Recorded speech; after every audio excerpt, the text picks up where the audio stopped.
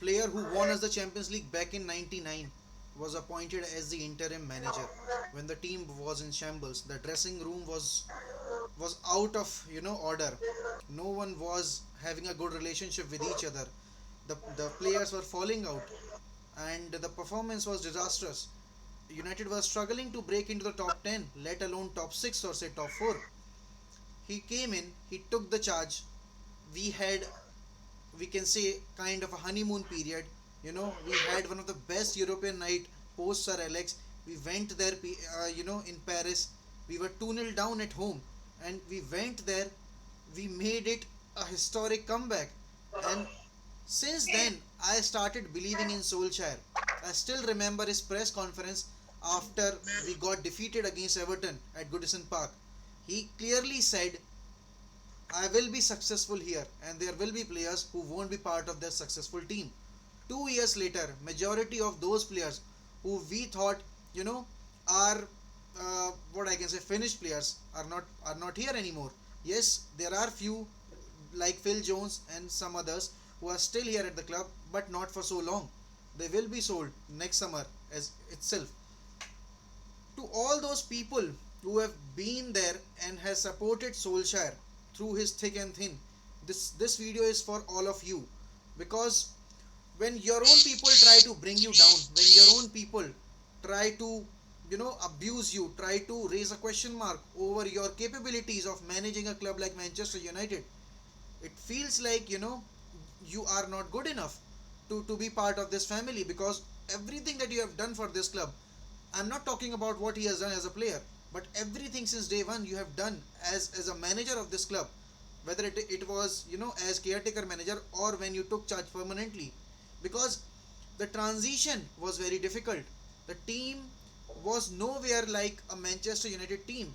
It was like we brought in players who wanted to earn money, and they were being part of a playing 11. It never felt like a Manchester United team, because they never realized the jersey of this crest. They never realized it until and unless Solskjaer arrived. And since the day he has arrived, I haven't seen a single player, not giving his 100%, even in injuries. The biggest example is Marcus Rashford, Harry Maguire, Bruno Fernandes, you know, Aaron Van Bissaka, Luke Shaw. These were the players, I mean, not talking about Harry Maguire because Harry Maguire came in when Solskjaer, took the charge permanently. But talking about Luke Shaw, talking about Marcus Rashford, players who were not being treated rightly under Jose Mourinho. These players have shown that what kind of a player they are and how desperate they are to play for Manchester United and to achieve things. So once again, welcome back to 1MUFC, your daily dose of Manchester United. My name is Muha Karaj, and we have a panel: Tanmay Deshpande, Vignesh, and Surya. And tonight we are going to talk about Manchester United's Europa League journey and what we expect from Manchester United in the final tomorrow. I mean, personally, Tanmay, Vignesh, Surya, I mean, I don't give a single fuck even if we lose tomorrow. Because for me, the journey has been so good. The journey literally has been so good. I'm so proud of this team. I'm so proud of this manager. Because the way we started the season, no one gave us a chance that we will finish inside top 6, let alone top 4.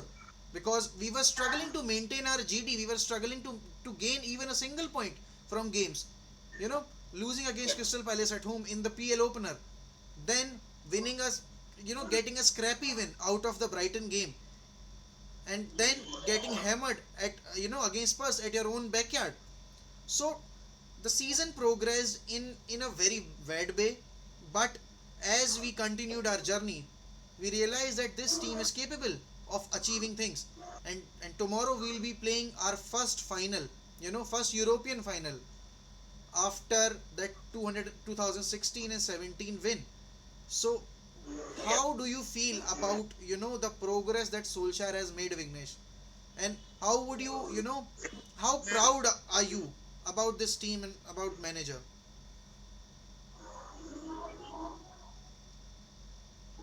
Vignesh, this is for you. I'm sorry. Yeah. Sorry. There's a network issue here. So yeah, this journey has been special, especially for us, those who support Solskjaer from the day we realized that this man is the one who will take us forward. Uh, of course, I'm not gonna lie, because at the beginning when he was appointed, we were all like, raised eyebrows, that is he the guy that is going to take us back to the glory days. But of course, there was better options available at that time as well. The rumors of Pochettino, Allegri, and etc. etc. So, but after the run and after the changes we saw in the dressing room, both on and off the pitch, the attitude, the players are now dying to play for United. We can see clearly the way we're playing.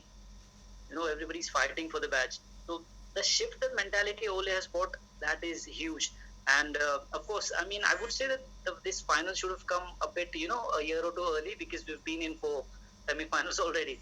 But yeah, credit to all the coaching staff, the fitness team. The fitness level of this team is absolutely tremendous.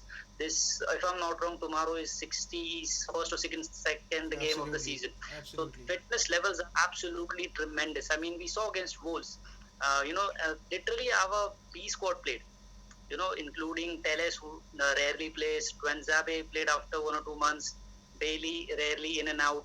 So Brandon Williams, who I don't remember the last time he started at fullback, at right back, Matic. So you can name everybody. Elanga came straight from the academy, and the way he played. And they scored a goal. Yeah, the goal was Cavani-esque. Proper number 9. Yeah, the movement superb. As Ole said that before that header as well, he two very good chances to kill off it. But yeah, the fitness levels are good, and so very proud of the process which we witnessed from the day one, and hopefully we will be able to bring that trophy home. But regardless, as you said, earlier, that it doesn't matter even if we lose. Let's say, I'm not jinxing it. Let's hope we bring that trophy home. But even if we lose, I'm not gonna cry out and Ole out and all and all. No, I'm still gonna back the manager. I still believe in this team. Absolutely. Tanmay, we used to discuss about this on our WhatsApp groups, that Solskjaer is a very unlucky manager, because every time he has been through, he has been in a semi final, his players let him down. It was not the tactics, it was some of the individuals that let him down. And this season as well, if you look at some of our performances against some of the teams, especially in the UCL games, the crucial UCL games, some of the players let him down. So this is for all the people, who always raise a question mark on the capability of Ole Gunnar Solskjaer, winning the crucial games. It's not because of him. A manager can only tell you how to play. A manager can only, make you understand the situation that you might be in while facing such opponents. But to be there on the field for 90 minutes, or let's say 10 minutes, if you are not giving your 100% on the field, then no manager in the world can make you play, that you should be playing. So coming to you, Tanmay, if we talk about this Europa League final, at the start of the season we were saying that this team needs a trophy. It doesn't matter whether it's going to be EFL, whether it's going to be FA Cup, whether it's going to be Premier League. Let's say that we could have won, just assume. And now the Europa League, winning a European title is always important, because you were playing against some of the teams that played well in their respective leagues, and now they're performing well in the European League as well. Though it's a second tier competition of Europa, but still it's a European competition. So what are your thoughts on us winning the league and then making a progress, by using this success as a ladder? Yeah. So the thing is, it's all about context, right? See, what I mean by that is, we all are behind Solskjaer with one true heart. That, no doubt about that. But the thing about a season being qualified as a good season or a bad season largely depends on what we win, right? Yeah. So, we'll still back him. But the thing is, we'll still be disappointed if we come this far and not get a hand on a trophy, and the wait increases one more year, right? Absolutely. So ultimately, football is about winning trophies, but it's about context. That doesn't mean that we don't back our managers or something, but I think this team has the capacity to win tomorrow, are the favorites to win tomorrow, and should win tomorrow. And Solskjaer, in true sense, deserves it. And it's not really binary, but the success of a season depends on what you win, right? So Absolutely. obviously winning tomorrow will be a big boost and sets us up nicely. Now that we just before coming live, we have seen United make already a signing. It although it's not a big one, but it's still addressing an area. Various goalkeepers are leaving. We have signed a keeper already. So things look good, but we just need that morale boost for the squad to move ahead. And the trophy and the feeling of winning it and the feeling of being a winner is a big deal. So I think this team needs that trophy, and I think finally the win will. I mean, I don't think so. We will lose tomorrow, and I don't think so. We should lose tomorrow. Absolutely, That's my guys. main assessment of it. Absolutely. Tomorrow is gonna be special. That's it. Absolutely. That's my thing. Surya, it always feel good when you read some of the statements from our current players, or let's say our previous players that have played for this club, that this United team is Yeah. moving in the right direction. And as Luke Shaw said, that no one should tell us that how big of a game this is for us and how we should perform Yeah. tomorrow night in the finals. But it's time to Yeah. deliver on the pitch, because what you're saying in the media will be just a mere statement if you don't put your words into action. And Yeah. who is that one player that you are so sure that will be our best player tomorrow night apart from Bruno? Because Bruno will be there, I'm sure about it. But who is that one player that you are so sure that he will be on top of his game? Um, See, my thing is, for some reason, I think tomorrow Paul Pogba is bound to have some say on the final. He is a big player. He tends to pop up in big finals. There are doubts that whether he'll start or no. Personally, I think he should. And my judgment is he'll just pop up somewhere with an important goal or something, and that will be it, because I think Pogba is bound to have some say in it because he's been under the shadows quite a lot. He has scored some important goals this season, Yeah, but big occasions demand big players, right? And he, although the circus around him is too much, but he is a big player and he tends to score big goals. So absolutely. I, for some reason, think Paul Pogba is going to do something tomorrow. Absolutely. So Surya, coming to you, as Tanmay said that Paul Pogba will be that one player for him that he thinks that he'll be performing to his level best, and he should be, as the quality that he has and everything that is being said by the great pundits and the great players about him, that he has the potential to win the Ballon d'Or. But who will be that one player according to you that will shine tomorrow night? Even for me, it's Paul Pogba. Like when you asked that question itself, the first name that popped into my head was Paul Pogba for some reason, because we've seen it in the past. That's happening to me also. It just comes naturally when you think of finals. For some reason, it's Paul Pogba. You remember the Europa League also when we won it, and then the World Cup final as well. Yeah, So Paul rightly said. Pogba is that big match player. So for some reason, when you asked the question, the first name that came to my mind was Paul Pogba. Even before Bruno Fernandes, to be honest, the Yeah. first name that popped up to my mind was Paul Pogba. But Because the final. guys, I mean, according to me, I mean, it's just an intuition. I feel like Rashford will have a great game tomorrow night, for Yeah, sure. yeah. I mean, Yeah. if he Yeah, plays he on his may, he may. natural wing, he'll just rip Villarreal apart, because he is that one player who has everything in his game. You know, the pace, the dribbling, the shooting, and the vision to pick a player in between the lines. He has that ability. All I'm asking from him is just stay focused and play according to the plan. Don't over try, because when you do, because I have seen this in many games, whenever he over tries things, he just fuck it up. So for me, it's going to be Marcus Rashford. I don't know about you, Vignesh. I want to know who is that one player that you are hoping that he will carry us tomorrow night and will be one of the key players.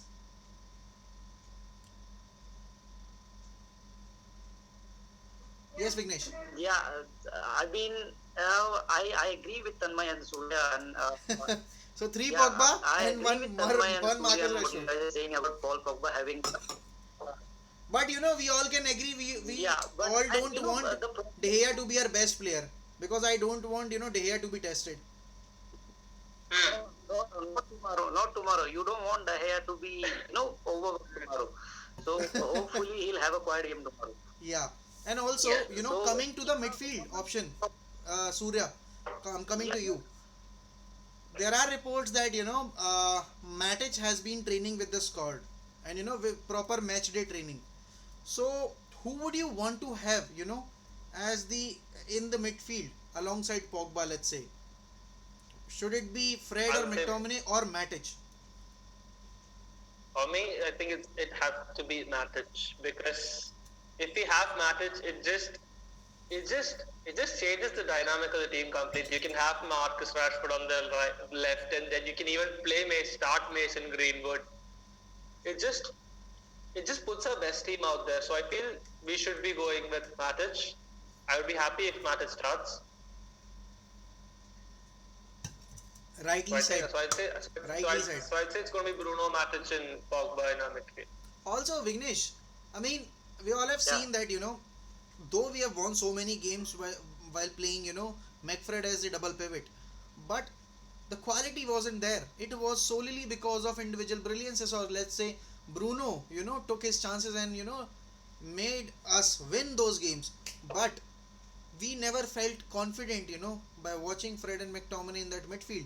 Because, I mean, let's just agree to this that these two are not, your out and out holding midfielder.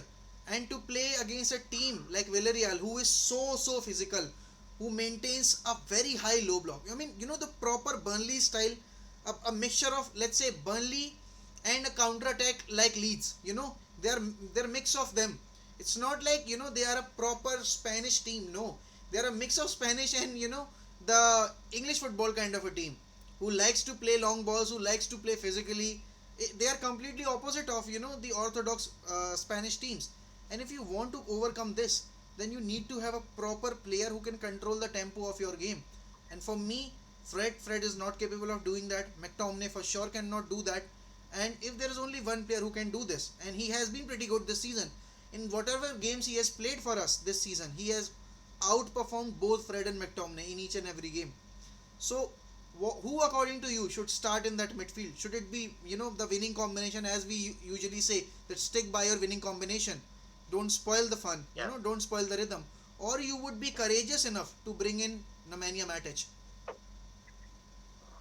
I think it majority depends on how we go ahead with our plan. If you want to dominate the game, if you want to play with the ball and try to play break Villarreal down, then I would say Matic. But I am gonna put an unpopular opinion here.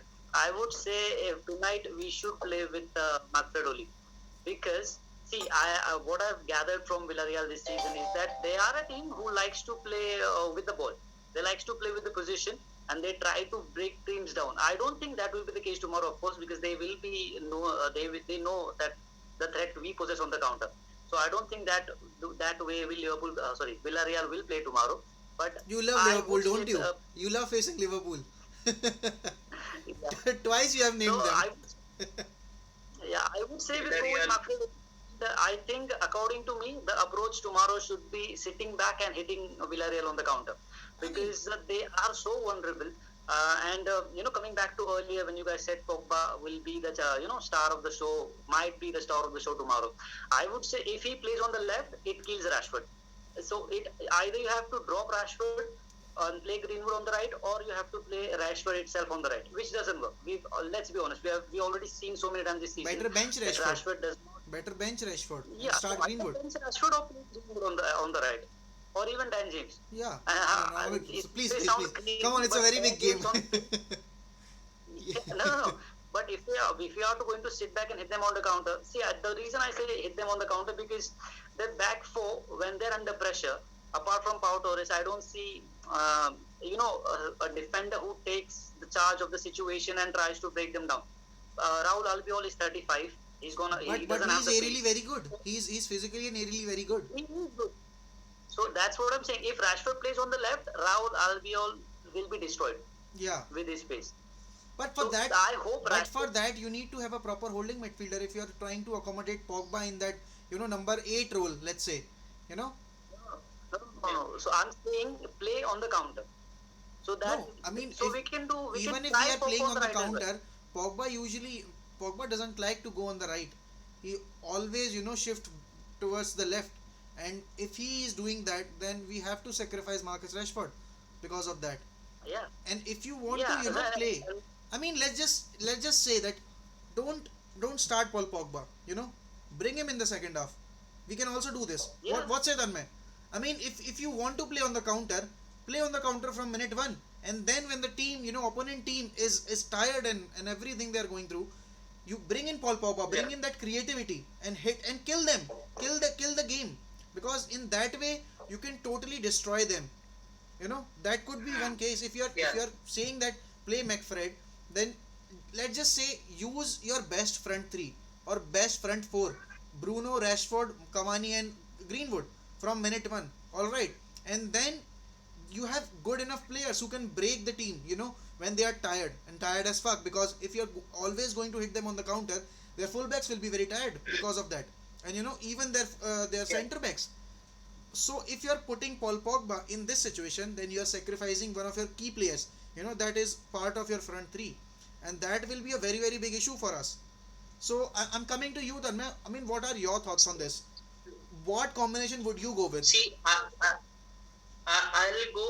I'll start Pogba, but the thing is, I'm going completely different. I think Solskjaer will pick one of McTominay or Fred to start Yeah, for some reason, because that's what he did in the semi-final last year against Sevilla. yeah, A Spanish team, a technical team, he tends to do that.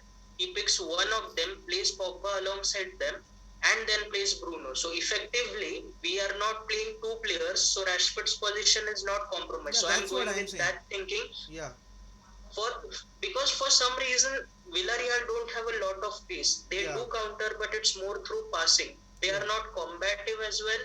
Like they use their strengths, but they don't enforce it on you. So the thing is, they won't like force people onto you, but when you'll come to them, they'll attack you.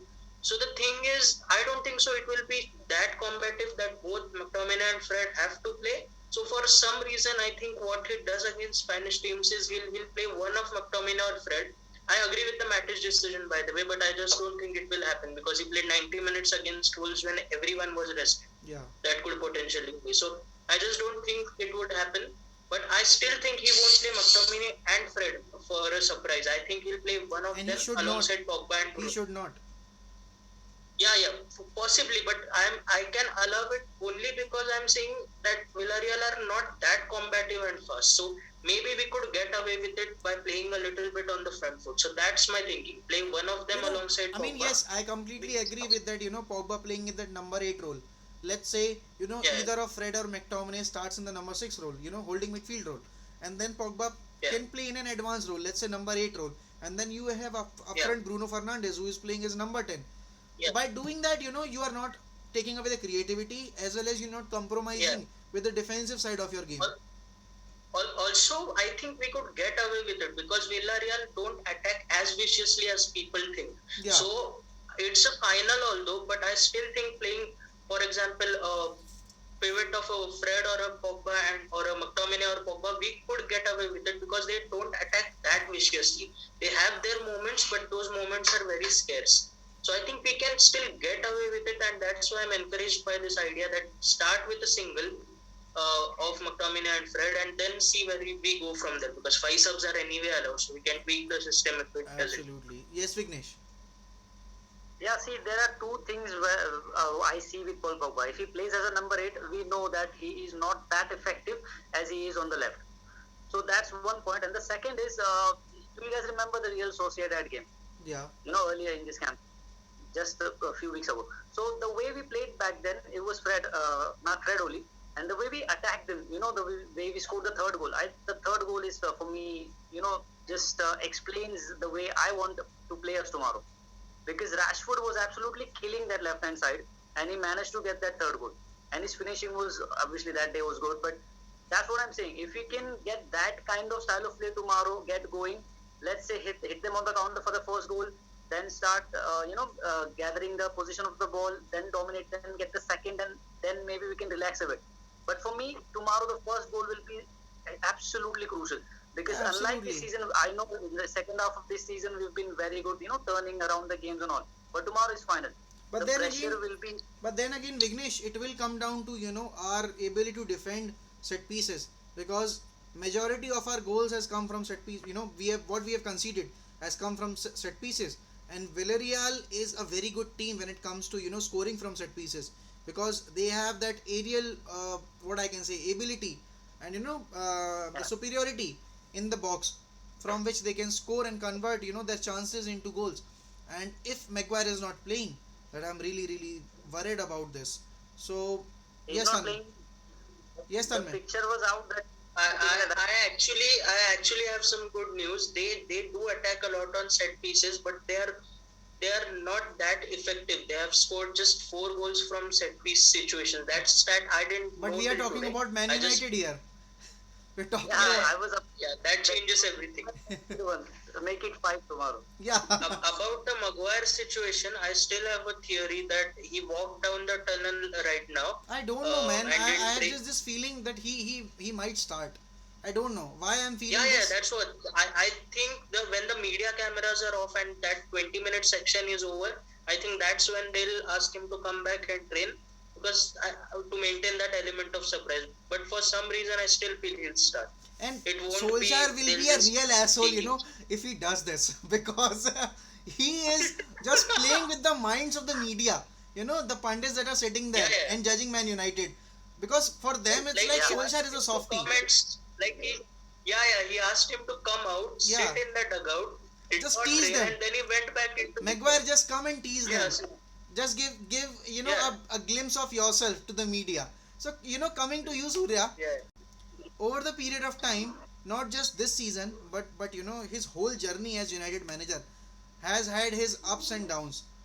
But for a manager of Solskjaer's mentality to deal with those comments coming from his own teammates, previous teammates, you know Yes. players like Paul Scholes, yes, they have begged him, but at some point, in the season, they also blamed him and raised a question mark over the capability of the team to do good.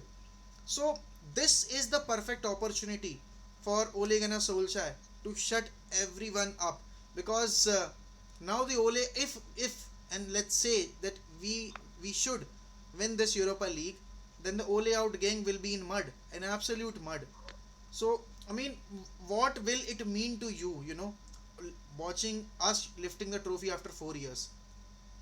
It, it's gonna be huge. I'm not gonna lie, it's gonna be huge. It's gonna mean a lot for me as a fan because You might cry. we as fans were. You might I cry. know, I definitely will. Like today when I saw the promo video which the Manchester United official channel released, that itself made me a bit emotional because it just means so much for you as a I'm fan. having Like goosebumps because right now. exactly, like same. It just means so much because when Ollie came in, you were there, but we as a fan like watching everyone criticize him so much. Uh, that a lot of it was like a lot of it criticisms were genuine. I agree, but there were a lot of criticisms which were not worthy as well. Because it just turned out to be an agenda beyond a point. And during those times when you backed him, and this season as well has been so up and down. Like it's basically like life. Like it just goes up and down so much. Like the way it started, then the way we came back in the Champions League, the first 2 games went off so well. We thought we were gonna qualify, and then how it went downhill from there. And then in the league, how we gained momentum when we at one point when we were at first place, then we went down a bit and then solidified second place. Then the run we went on in the Europa League. It's been so up and down, and when you're finally here at the finals and you win it, it's gonna mean so much for us as a fan base. Absolutely. yeah. And you rightly said that some of the criticism was on point, and rightly so, because Solskjaer used to struggle with his tactics and everything in some of the games.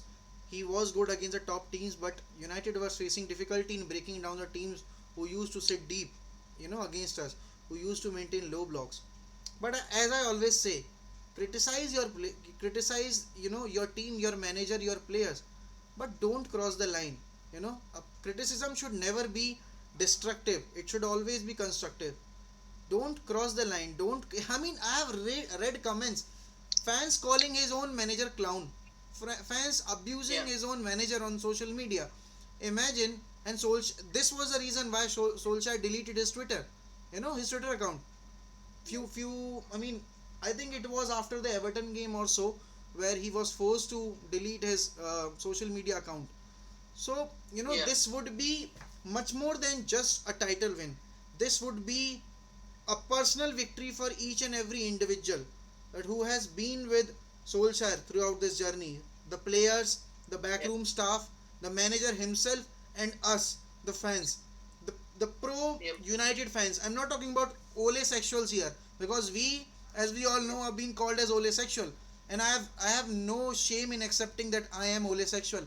I am proud to be an Ole sexual because I can see what he is doing, and I can clearly sense what difficulties he's facing at the moment, not getting the budget that he wants, not getting the players that he wants, and still performing his level best with this team.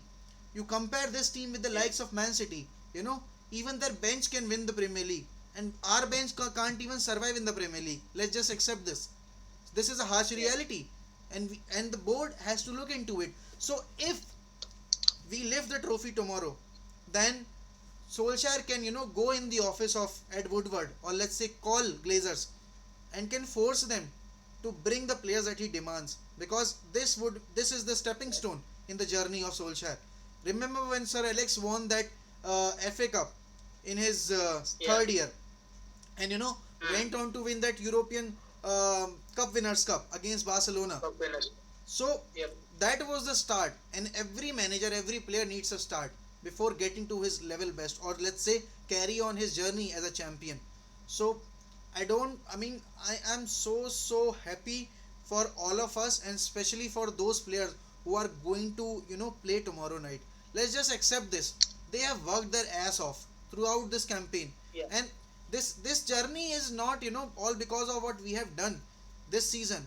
This started right from the 19th December 2019, because since then Solskjaer came with a plan that he will take this club forward. He will take these players forward, and let them, make them feel that how it feels like to be champion, because you write your own destiny. No one will come and write your destiny.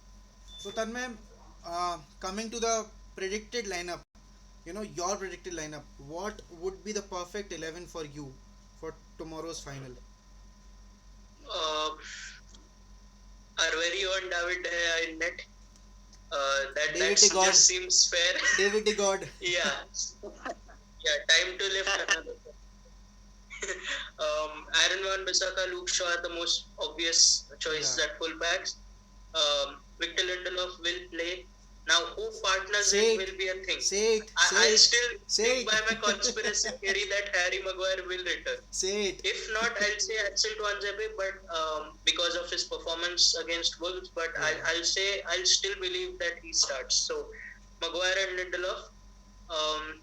I'll go with what I think is going to happen, and that's Fred, Pogba, and Bruno as the midfield. I just think for some reason that it will happen, and then a front three of Rashford, Greenwood, and Cavani. That's what I think will happen. All right. All right. So I mean, as we all know that how important Harry Maguire is for us, and if he doesn't play, then we are going to be in big trouble. Let's just pray and hope that he will, and he should start, because without him we are a bunch of schoolboys trying to defend for their life. And it was the same case against Liverpool as well. And in the final, don't expect the opponent will come easy. Absolutely not, because they are equally desperate to win the trophy as you are. So coming to you, Vignesh, considering all the injuries and all the ups and downs, and the favorism that Solskjaer gives to some of his players, what would be your perfect 11 for tomorrow? I think pretty much similar to what Tanmay said. Although I would have liked to see McFred tomorrow, but I would agree to the fact I'll that kill you they for do this. not offer you the creativity. What happens with McFred is if they play that Bruno is left alone to create everything. So I don't want that in the final. Yeah. So I would say for a change, I would like to put Pogba on the right. Let Rashford play on the left wing. Pogba on the right because he's equally good on the both of his feet. So he can deliver with his right and with his left as well. We've seen the Premier League the winning goals he scored against Burnley and the likes of etc.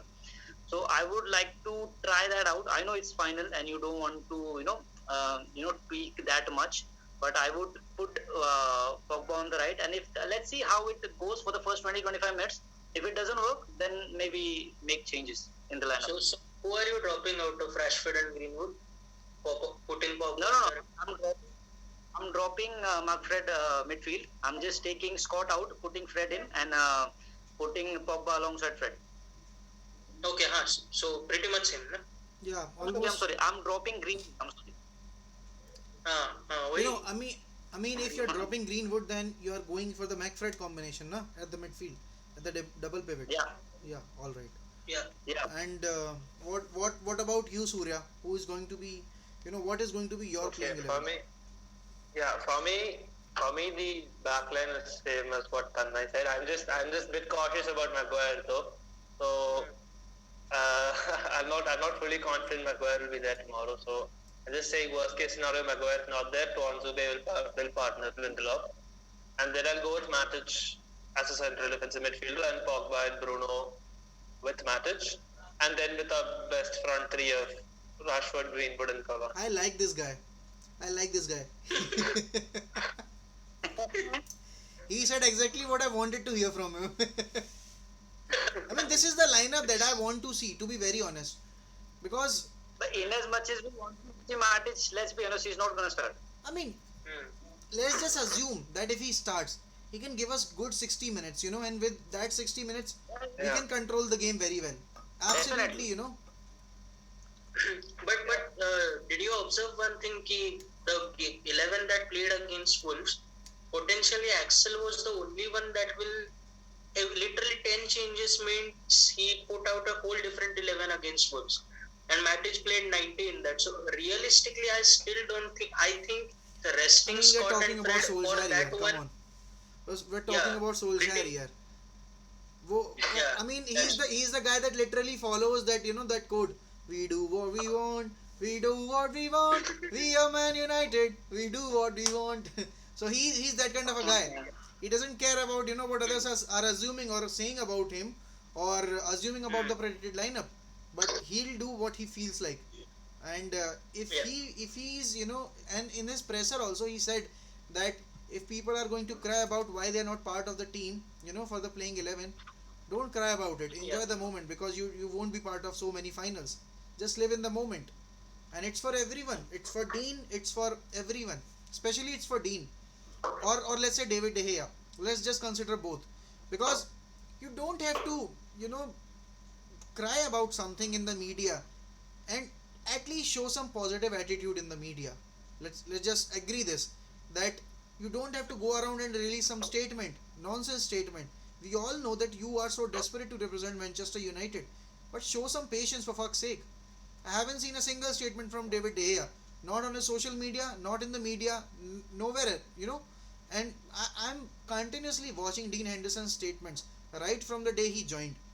It's good that you are showing passion, but at least relax a bit, buddy. He's much better than you. And even if Solskjaer decides to keep Dean Henderson and David De Gea, I mean, I just cannot accept him as my number one. I'm so sorry, because he is not ready. He's absolutely not ready. If he was ready, I would have happily said, okay, sell David De Gea and replace him with Dean Henderson. But the guy is committing silly mistakes, absolutely rookie mistakes. And you can't expect that from a Manchester United's number one. You just cannot, because right after Van der Sar, you know, David De Gea came in. Yes, he struggled for one season, but after that, he became a man. He became a proper United goalkeeper. But Dean has already played one whole season in the Premier League. He has played 46 games in the Championship with Sheffield United. So he has already that experience. Use that experience. Use your mind. I mean, Yeah. I'm not going to start a debate over Dean Henderson, because it becomes a bit personal to me, because we all have followed David De Gea's progress since the day he joined, and we all know how good he is, and how good of a gentleman he is. because he'll always put club before anything else. He has always done that. Always.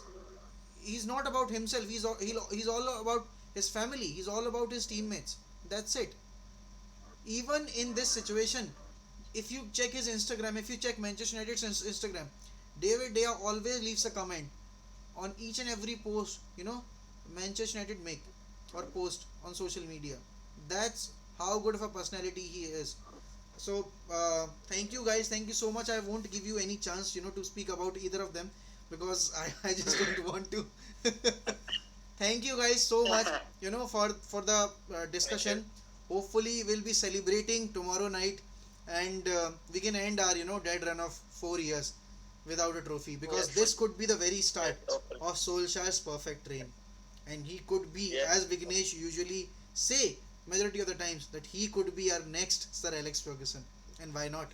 So thank you Yeah. guys, take care, So, and bye. do subscribe to 1MEFC, like this video, share this video with your friends, and leave in comments that what do you think about the Dean and David De Gea situation, because there's nothing else to drop comments about. All right guys, good night.